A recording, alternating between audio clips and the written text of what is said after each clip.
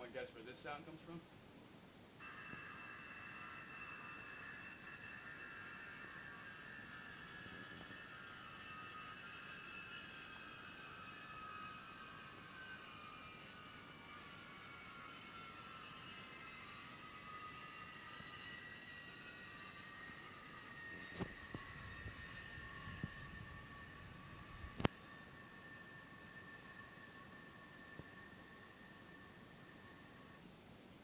If you guessed my laptop, you would be right.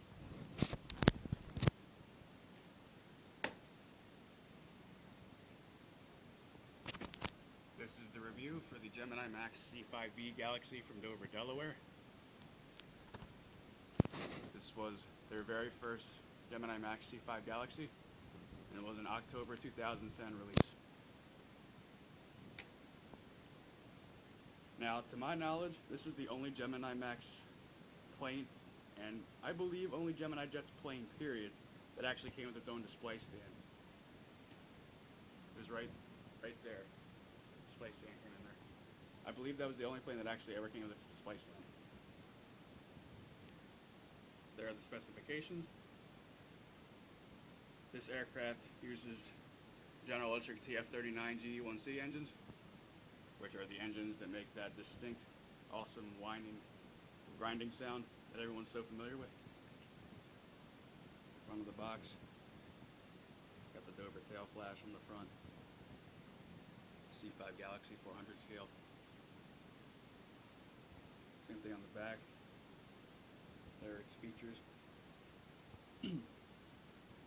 Got the official sponsorship from Lockheed Martin in 2010. So let's get on with it.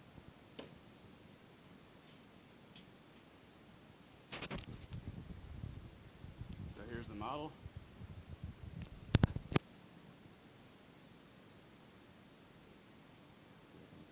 Now, to my knowledge, this C-5 Galaxy is the only Gemini MACs C-5 Galaxy that has the tires with reflective rims. All the other ones nowadays come with the white rims. But to my knowledge, this is the only one that actually has reflective rims. C-5 Galaxy is my favorite aircraft, which is obvious by the fact that I have 10 C-5 Galaxy models, including mahogany model, and I've got 2 models from the Takara Wings of the World collection. This is my favorite Gemini Jets release, period.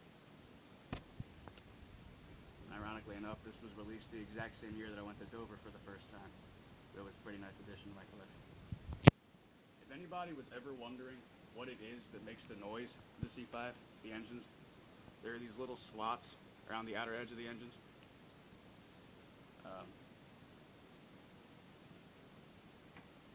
You see right here where my nail is, my fingernail is, those little slots around the engine.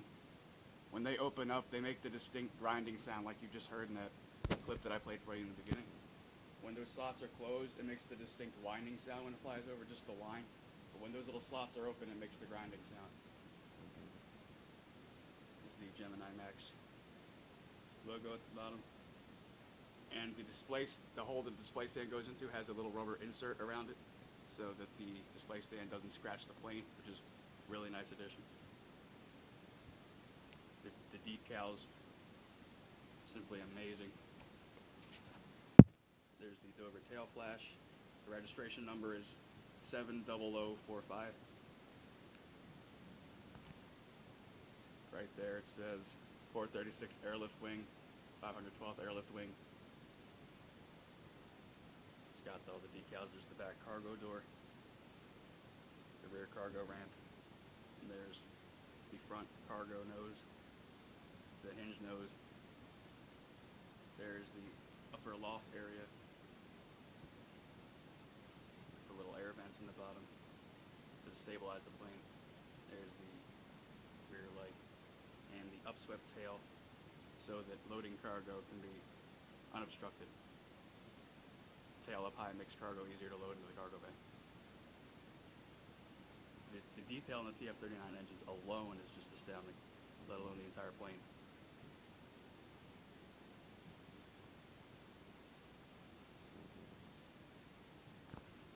They did a really good job on the engines on the inside. It looks like how the engines on the plane actually look.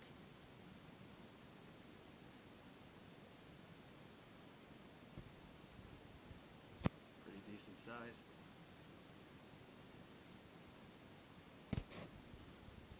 If there's anybody out there that loves the C-5 Galaxy as much as I do, then this is the perfect model to have for your collection.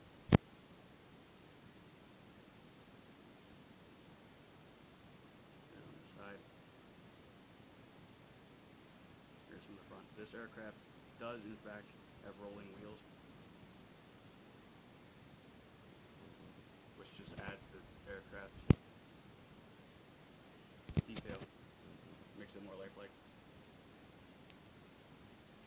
And for size comparison, I have the Gemini MACs Dover Air Force Base C-17 Glowmaster 3. The second release, this is the one that isn't shiny. It's got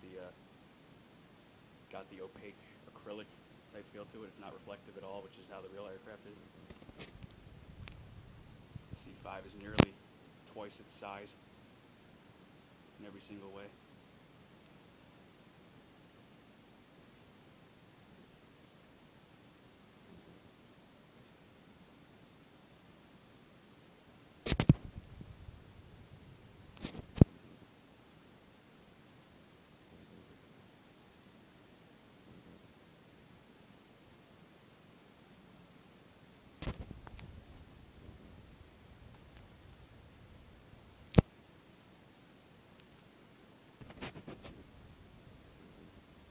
C-5 is an enormous plane.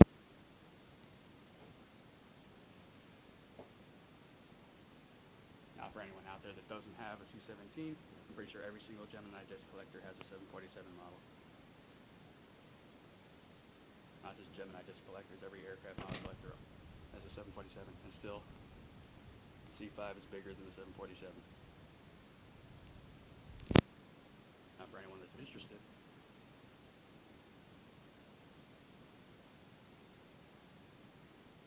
here's the C-5 Galaxy compared to the Antonov AM-225, the largest aircraft in the world. And the C-5 is met its match. I'll be reviewing this plane later in its own separate review.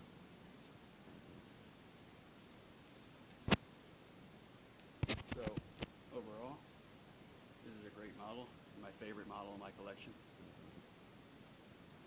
I give it a solid 9.5 out of 10. And the only reason I give it that score is because in real life, the aircraft's wings are so heavy because it's an enormous plane. The wings are so heavy that they actually droop down real low to the ground. But on this model, the wings are up higher. Like an example. Here's a Gemini Jets Aeroflot Antonov 124. See how low the wings drop? The C-5s drop equally as low, but it's higher up. The mold is higher up, but that doesn't really deter from the plane. It's still a really great model. I'll be reviewing all of these in different time. One last look at the plane.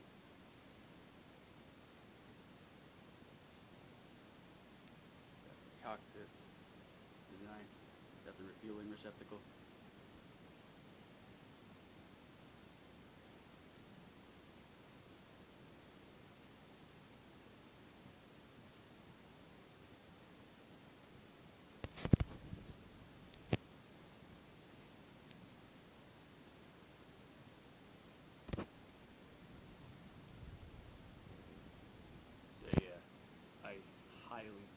Highly recommend this model to anyone that loves military aircraft, specifically anyone that loves the C-5 Galaxy like I do.